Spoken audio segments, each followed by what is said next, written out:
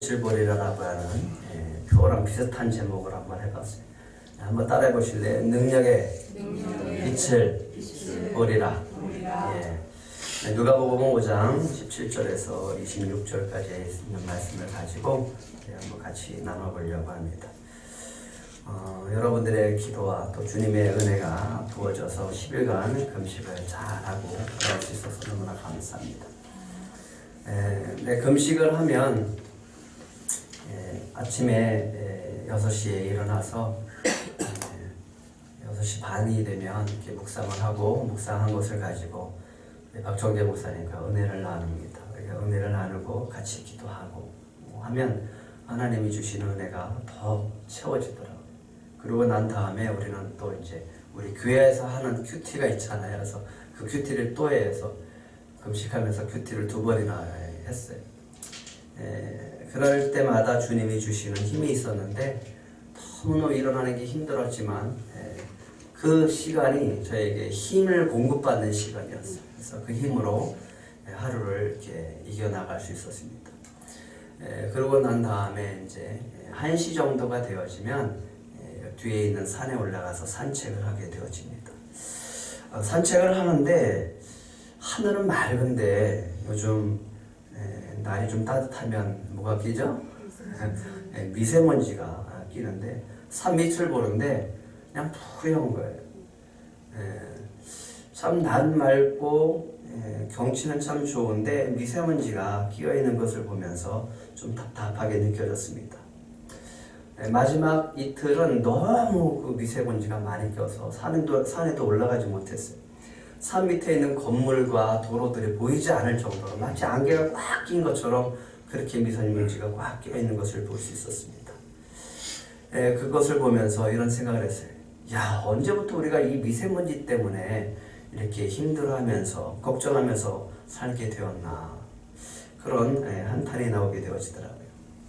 미세먼지의 원인을 여러 가지로 꼽고 있는데 중국의 영향 때문에 그렇다, 화석 연료 때문에 그렇다, 주요의 원인이 자동차 매연 때문에 그렇다, 이런 원인들이 있지만 그것을 대책으로 정부가 대책을 내세워서 여러 가지로 줄여보려고 하지만 우리가 실감할 수 있는 그런 효과는 거두지 못하고 있습니다.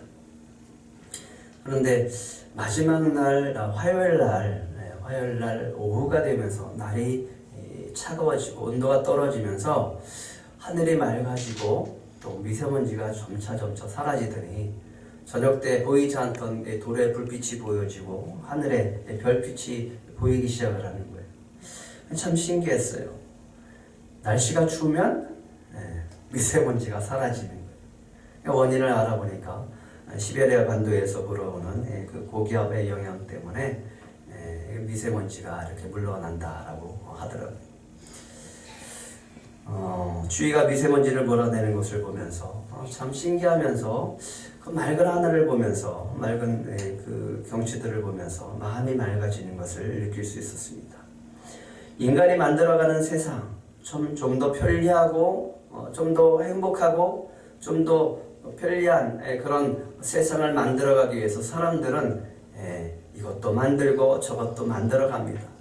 그런데 그렇게 만들어가면서 인간이 만들어 놓은 세상 속에서 자연은 파괴되어지고 파괴된 자연을 우리가 또 맞아들여서 정말 하나님이 창조해 놓은 그 아름다운 자연의 혜택을 누리지 못하는 것을 우리가 지금 보고 있습니다. 그렇게 생각을 해봤어요. 뭔가 하나님이 창조해 놓은 것은 아름답고 완전하지만 우리가 뭔가를 자꾸만 만들어 갈 때는 거기에는 참 부산물이 많구나, 공해가 많구나, 부작용들이 많구나. 이것이 우리가 인류가 탄생하면서부터 시작되어진 이 죄의 모습 때문에 그런 것은 아닌가라는 생각을 하게 되어집니다. 인간이 가는 곳 아름다워져야 되는데 왜 인간이 모이고 인간이 뭔가를 만들어가면 왜 하나님의 것들을 파괴하고 결국은 우리에게 해가 되어지는 그런 짓을 하게 되어질까?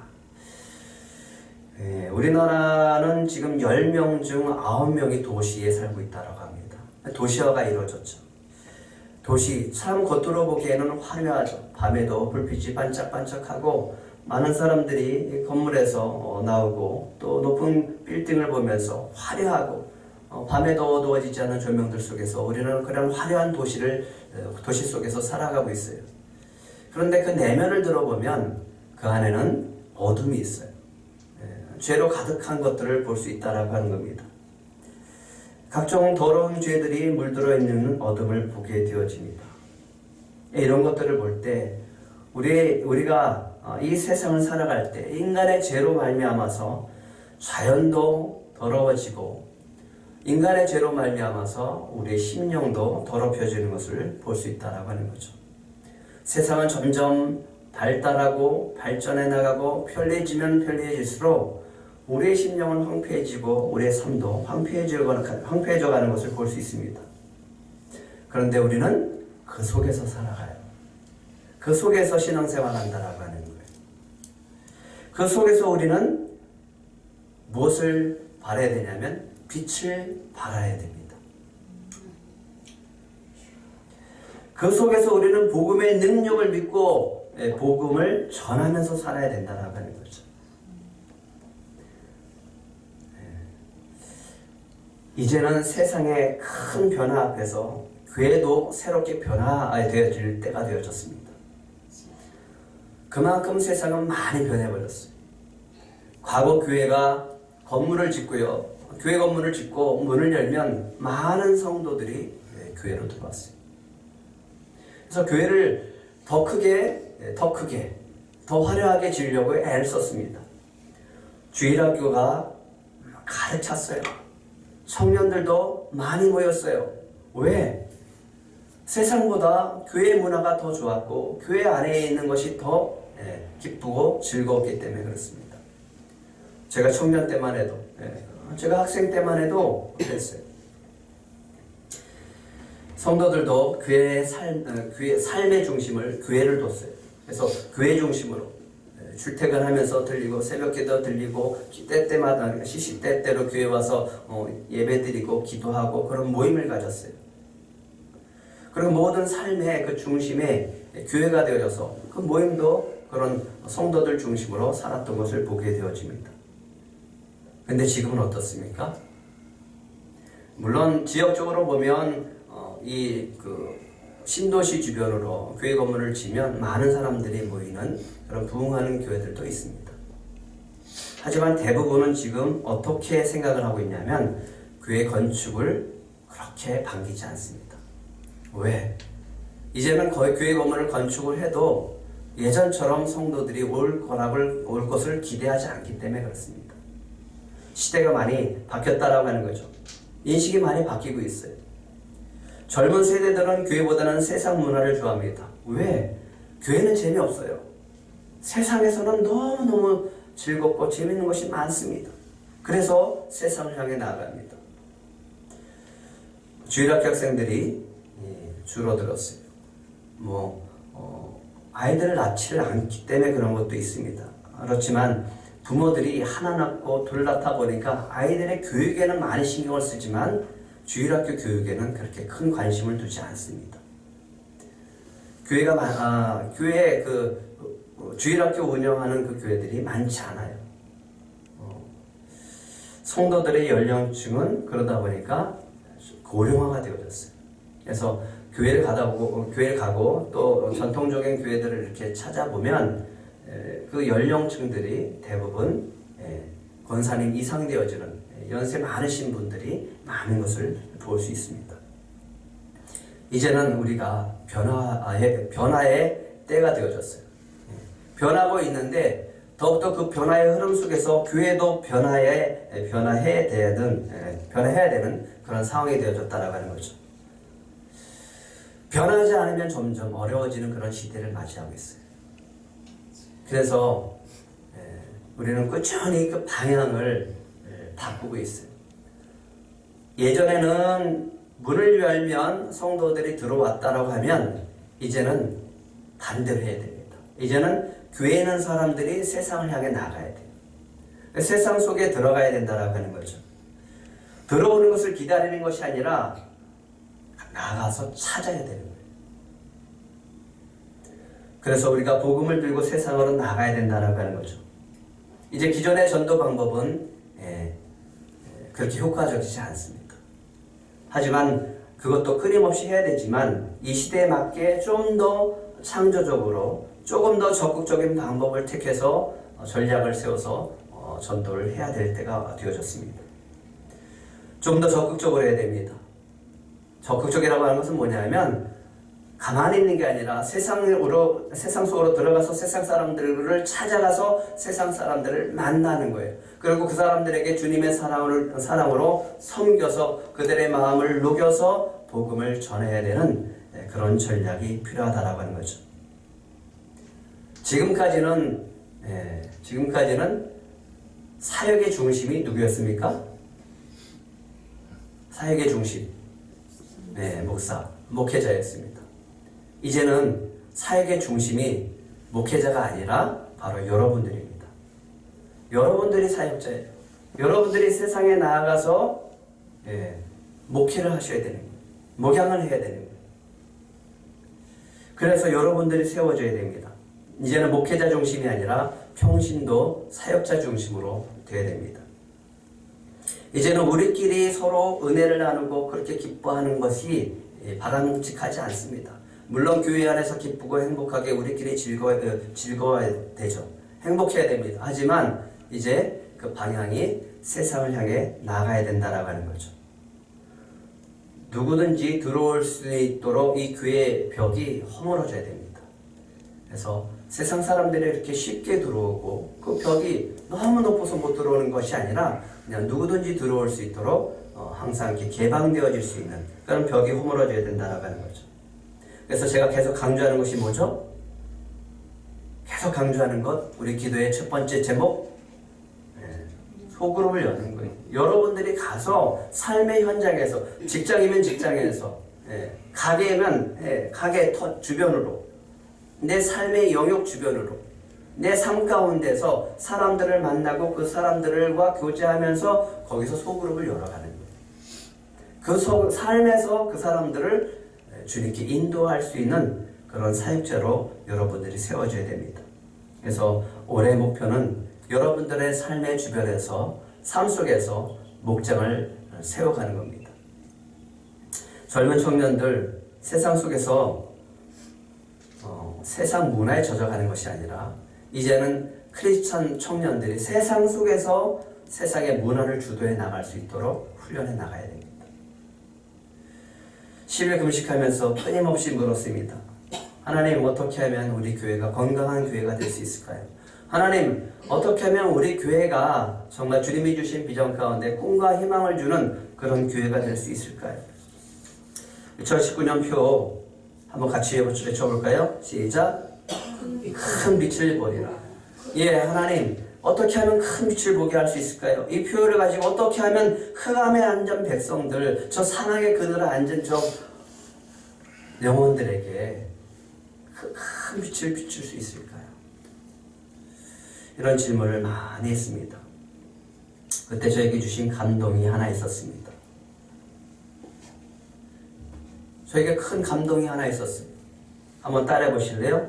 모든 권세가 나에게 있다. 모든 권세가 나에게 있다라고 말씀하세요. 모든 능력이 나에게 있다라고 하는 거예요. 알죠? 근데 왜 이 말씀을 하실까? 모든 권세가 나에게 있다. 모든 능력이 나에게 있다라고 하는 거예요. 복음의 능력으로 우리가 나아가야 될 때가 됐다라고 하는 거죠.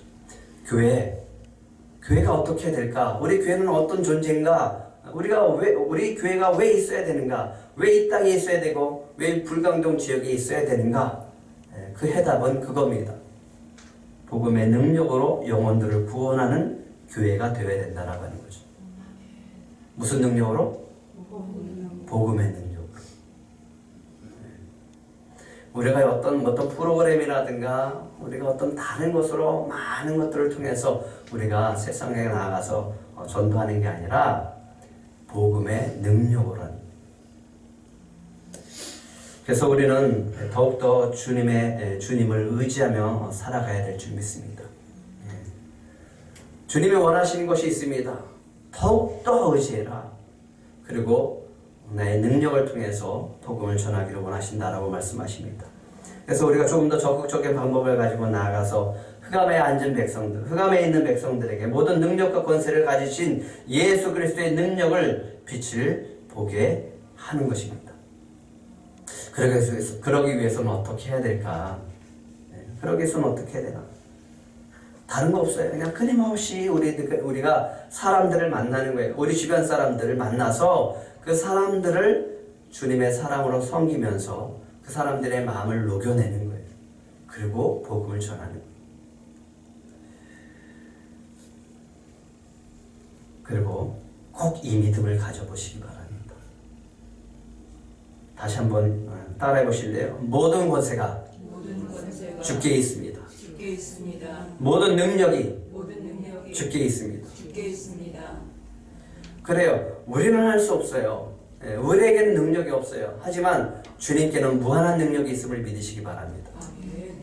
그걸 얼마큼 믿고 그 믿음을 통해서 얼마큼 그 능력이 우리를 통해서 흘러가는가 라고 하는 거죠.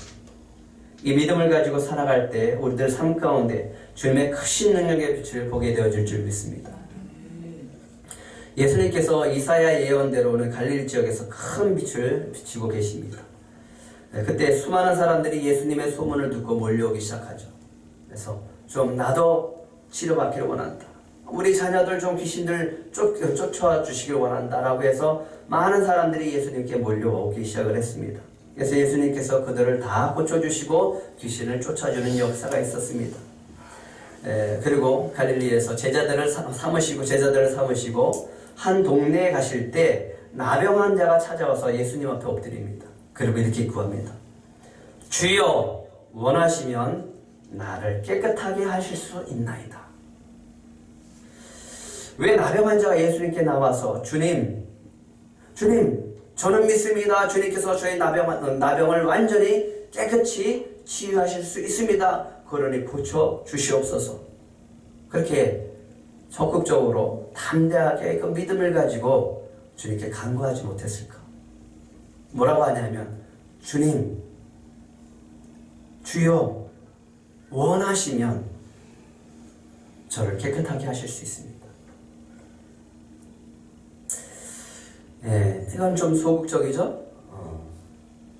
우리가 감당하기 힘든 문제에 눌려 살아갈 때 이런 현상이 나타나기 시작을 합니다. 뭐냐면 자신감이 없어요. 뭘 해도 당당하고 자신감 있게 행하지 못하게 되어집니다. 왜 그러냐면 나병 환자가 예수님께 나왔다라고 하는 것은 그로서는 굉장히 대단한 큰 믿음과 용기를 가지고 나온 거예요. 예수님께 나왔다라고 하는 것은 예수님께서 자신을 고쳐주실 수 있다라고 하는 믿음을 가지고 나온 겁니다. 하지만 예수님께 나와서 정작 예수님께 구하는 모습은 자신감이 없어요. 주여 원하시면 나를 깨끗하게 하실 수 있나이다. 이렇게 소극적이고 자신 없는 태도로 간구하는 이유는요, 이 나병 환자가 되어지면 성전에 출입을 할 수가 없습니다. 그리고 격리 대상입니다. 율법에는 진영 바깥에서 그 사람이 다 나을 때까지 격리되어져서 살아가게 되어집니다. 혼자 살아가야 돼요. 소외된 사람입니다. 절망 가운데 살아가게 되어지고 사람들 앞에 나설 수도 없고 다가갈 수도 없고 그렇게 혼자 외롭게 살아가야 되는 그런 인생입니다. 그러다 보면 뭐가 없냐면 자신감이 없어져요. 예수님께 나왔습니다. 예수님께 나오는데 이런 마음이 드는 거예요. 정말 나같이 이 부정한 사람을 과연 예수님이 나를 만나 주실까? 내가 예수님 앞에 이렇게 간구하면 혹시라도 나를 거절하시지는 않을까?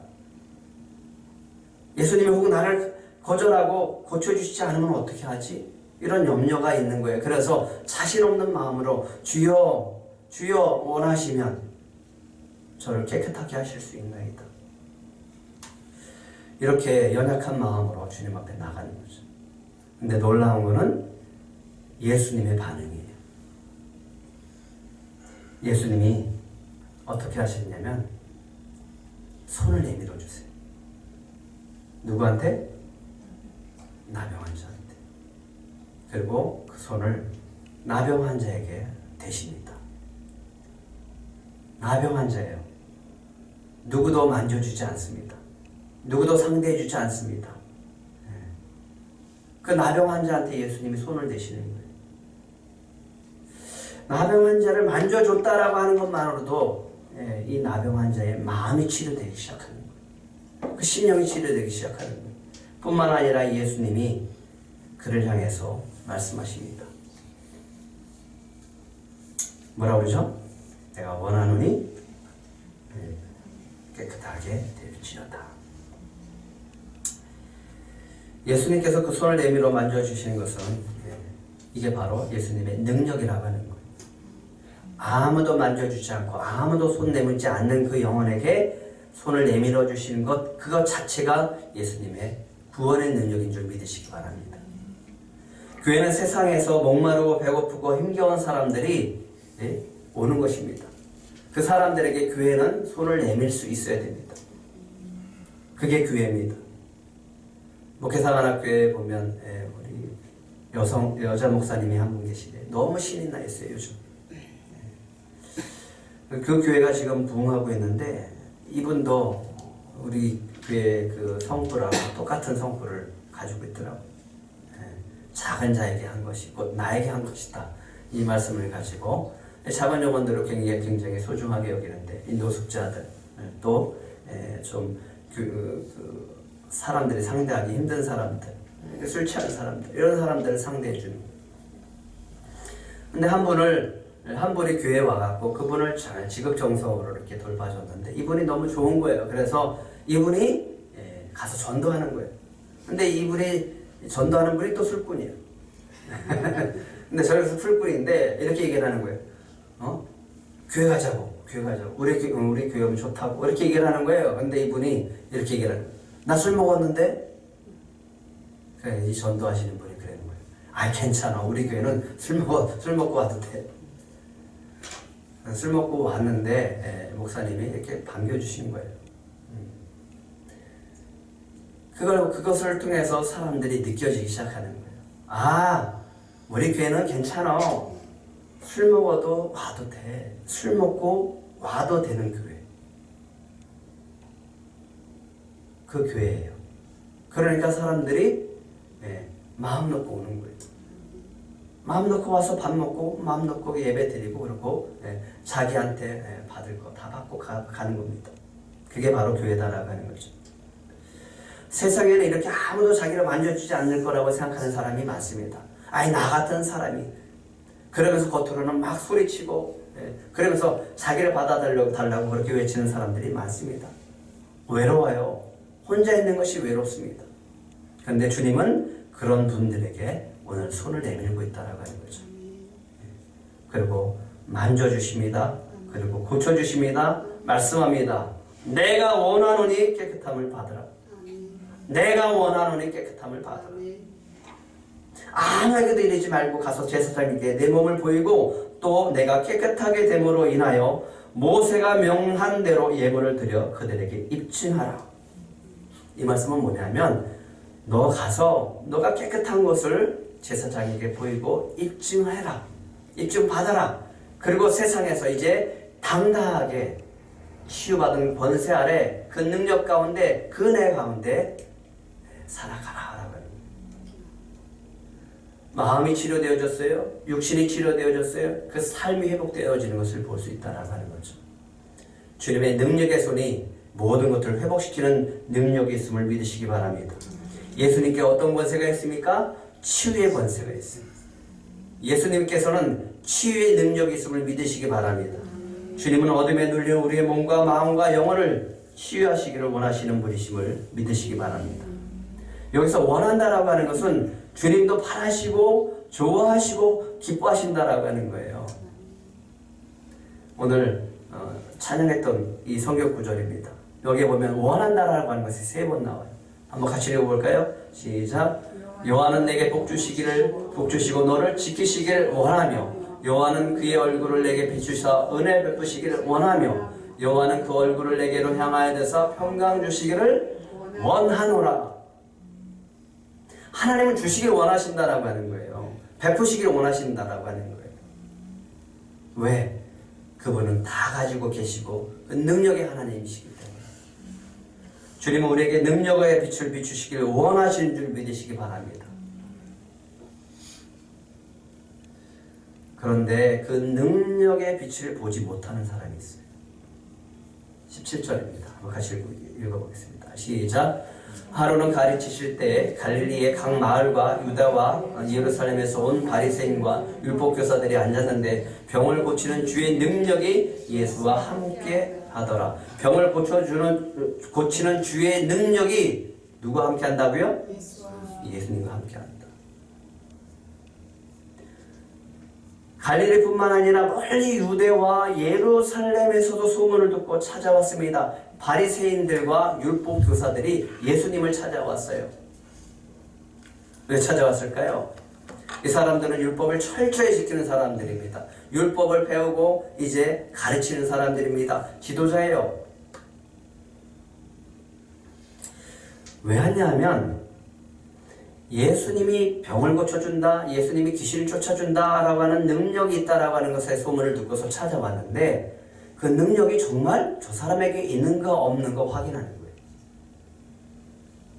아, 나 내 병 좀 고쳐주세요. 그렇게 나온 것이 아니라 내 안에 있는 귀신을 좀 쫓아주세요. 그렇게 해서 회복시키기 위해서 나온 게 아니라 예수님이 정말 그 능력이 있는가 없는가 지켜보러 온 거예요. 그리고 혹시나 율법에 어긋나게 하는 짓은 없나? 내가 고발할 것은 없나? 예수님 앞에 나왔는데 자기가 뭐로 서 있냐면 지금 판단자로 서 있는 거예요. 감시자로 서 있는 거예요. 관찰자로 서 있는 거예요. 믿지 않고 예수님을 믿지 않고 그 능력을 믿지 않고 능력이 나오나 안 나오나 어떤 능력이 있나 없나 율법을 잘 지키나 안 지키나 어떻게 하면 내가 고발할까 하나님의 말씀을 잘 알고 있어요. 가르치는 사람입니다. 그런데 배우려고 하지 않아요. 들으려고 하지 않아요. 그냥 가르치고 판단하고 정죄만 하려고 해요. 말씀이 육신으로 오신 예수님을 알아보지 못합니다. 병을 고치는 주의 능력이 누가 함께 있다고요? 예수와 함께 있어요. 그래요. 그런데 보기만 하는 거예요. 자기가 치료받아야 될 거 아니에요. 자기가 은혜 받아야 될 거 아니에요. 근데 지켜보기만 하는 거예요. 저 사람 낫네? 저 사람, 저기 그런 능력이 있네? 그런 능력이 자기한테 와야 될 거 아니에요. 끊임없이 확인하고 시험하면서 표적만 구합니다. 결국은 믿지 않아서 그 예수님을 십자가에 못 박는 사람들이 바리새인이고 서기관들이었어요. 그리고 또 한 사람이 있었습니다. 중풍병자에 소문은 들었어요. 그런데 내가 예수님한테 가고 싶어도 갈 수가 없어요. 내 힘으로는 내 의지로는 갈 수가 없어요. 그런데 이 사람이 그 능력의 빛을 보기 시작합니다. 어떻게 하냐면 중풍병자의 그 친구들이 이 침상에 중풍병자를 눕히고 그 침상채 들고서 예수님한테 달려가는 거예요. 근데 마침 예수님이 그 전까지는 넓은 곳에 계셨어요. 넓은 곳에 계시다 보니까 많은 사람을 치료해 줄 수 있었는데 이날따라 예수님이 그 집안에서 말씀을 가르치고 있는 거예요. 사람들이 이미 거기에 꽉 차 있고 입구까지 꽉 차 있는 거예요. 들어갈 수가 없어요. 이런 상황이 된다면 과연 우리는 어떻게 할까? 그 빛이 그 안에 있어요. 그 능력의 빛이 그 안에 있어요. 보려면 들어가야 돼요. 들어가려고 하는데 막혀 있는 거예요. 어떻게 할 겁니까? 소극적인 사람은 기다려요. 아유, 예수님 바쁘시니까. 예수님 끝날 때까지. 더 소극적인 사람은 다음에 와야지. 능력의 빛이 안에 있는데 그거를 보지 못하는 거예요. 그런데 이 사람들이 어떻게 했어요? 침상째 들고 지붕으로 올라갑니다. 지붕을 뜯어내요. 지붕을 뜯어내고 구멍을 내어서 그 침상이 들어갈 만큼의 큰 구멍을 내면 그 집은 다 망가지는 거죠.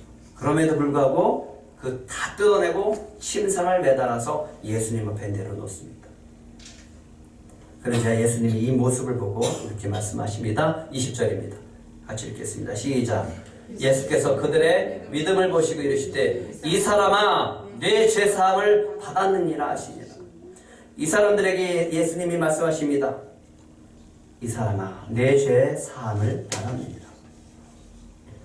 이 사람들에게는 믿음이 있었죠. 예수님께 가면 예수님께서 이 중풍병자를 뭐 할 거다? 예, 치유해 주실 것이다 라고 하는 믿음을 가지고 갔어요. 그래서 뜯어내고 침상을 내렸어요. 그러면 어떻게 보면 참으로 무모해 보이고 무례해 보이지만 그들에게는 믿음이 있습니다. 예수님께 가면 예수님께서 이 중풍병자를 고쳐주실 것이다. 예, 침상째 내려왔어요. 이게 도대체 뭐야? 라고 하면서 사람들이 관심을 가져요. 그때 사람들의 관심은 뭘까요? 예수님이 저 중풍병자를 어떻게 치유해 주실 것인가? 예수님은 어떻게 이 중풍병자를 일으켜 세우실 것인가? 과연 일어날 건가? 예수님이 치료해 줄 건가? 거기에 사람들은 관심을 갖죠. 네. 이 중풍병자도 누워서 자기를 치료해 줄 것을 기대했을 겁니다. 내년 친구들도 그랬을 거예요. 그런데 예수님이 하시는 말씀이 뭐예요? 이 사람아 내 죄사함을 받았느니라. 아니 지금 치료해 주길 원하시는데 예수님은 사람들의 관심을 갑자기 어디로 끌고 가냐면 죄로 끌고 가요. 인간의 죄로 인해서 중풍이 들었다라고 하는 거예요. 예수님이 사람들 앞에서 그 중풍병자 앞에서 많은 사람들 앞에서 죄의 문제를 드러냈어요. 바리새인과 서기관들 앞에서 죄의 문제를 드러내시는 거예요. 왜요? 죄 때문에 병이 들었다라고 하는 거예요. 모든 사람이 그렇지는 않지만 중풍병자는 그렇다라고 해요. 여기서 이 죄를 지적하시는 이유가 있습니다.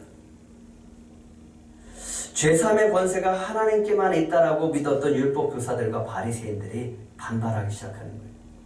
아니 도대체 이 사람이 누군데? 하나님만이 죄사함의 권세가 있는데 자기가 뭐라고 저 예수가 누구길래 감히 이 사람아 내 죄사함을 받았느니라고 선포할 수 있는가? 라고 그 심령에서 반발이 생기기 시작합니다. 이건 신성모독이다. 이건 신성모독이다 라고 생각할 때 예수님께서 그 생각을 다 아시고 24절에 이렇게 말씀하십니다. 한번 같이 읽어볼까요? 시작. 그러나 인자가 땅에서 죄를 사하는 권세가 있는 줄을 너희로 알게 하리라 하시고 중풍병자에게 말씀하시되 내가 내게 이르노니 일어나 내 침상을 가지고 집으로 가라. 예수님은 예수님의 능력을 믿는 것이 아니라 율법으로 눈이 가려워져 그죠?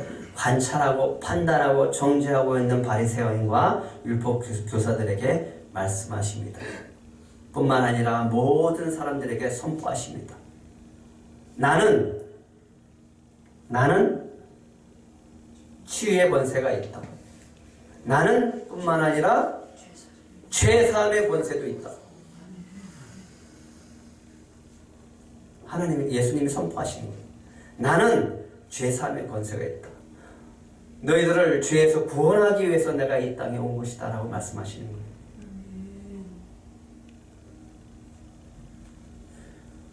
그리고 중풍병자에게 말씀하십니다. 내가 내게 이르노니 일어나 내 침상을 가지고 집으로 가라 라고 하면서 그를 일으켜 세우시고 그를 치유하십니다. 교회가 변하지 않으면 복음을 전하기 어려운 시대에 우리가 살고 있습니다. 하지만 이 믿음은 변하지 말아야 됩니다. 다시 한번 따라해 보실래요? 모든 권세가 주께 있습니다. 아멘. 이 믿음을 절대로 우리가 부인해서는 안 돼요. 이것을 얼마큼 믿느냐에 따라서 그 능력이 저와 여러분에게 임하는가 임하지 않는가에 달려 있습니다.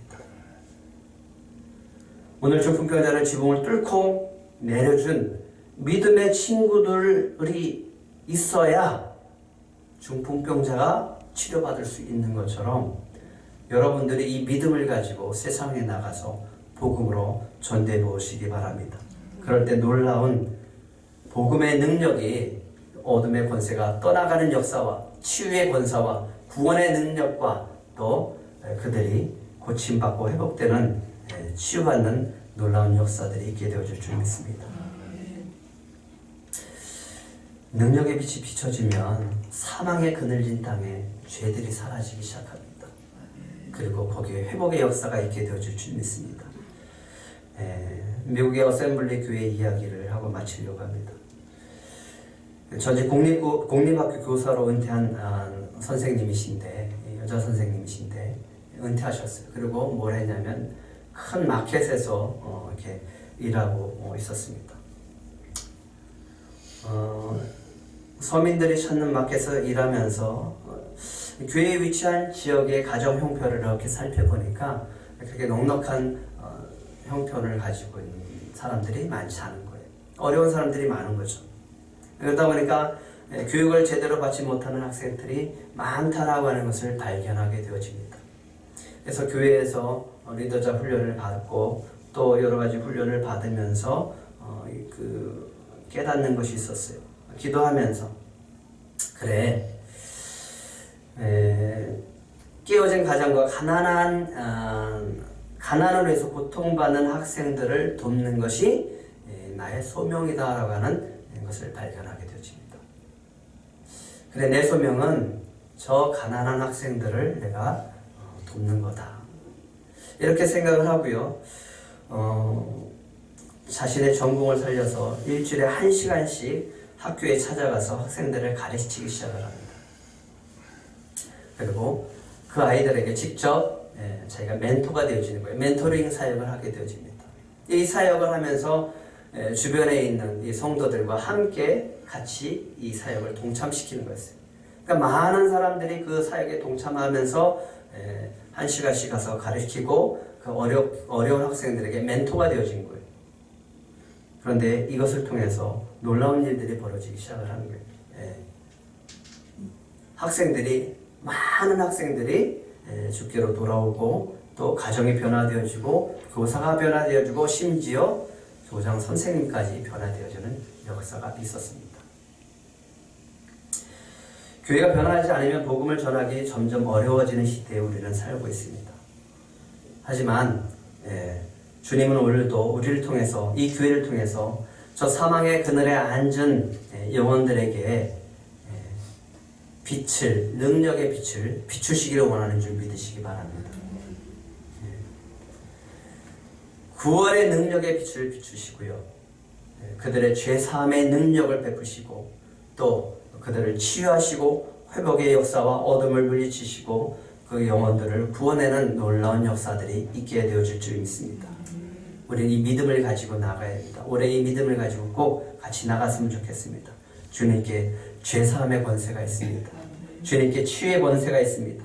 주님께 말씀의 권세가 있습니다. 주님께 어둠을 물리치는 권세가 있습니다. 주님께는 무한한 능력이 있음을 믿으시고 그 능력의 빛을 어두운 세상에 비추시는 복음의 선교자로 살아가시기를 간절히 축복합니다.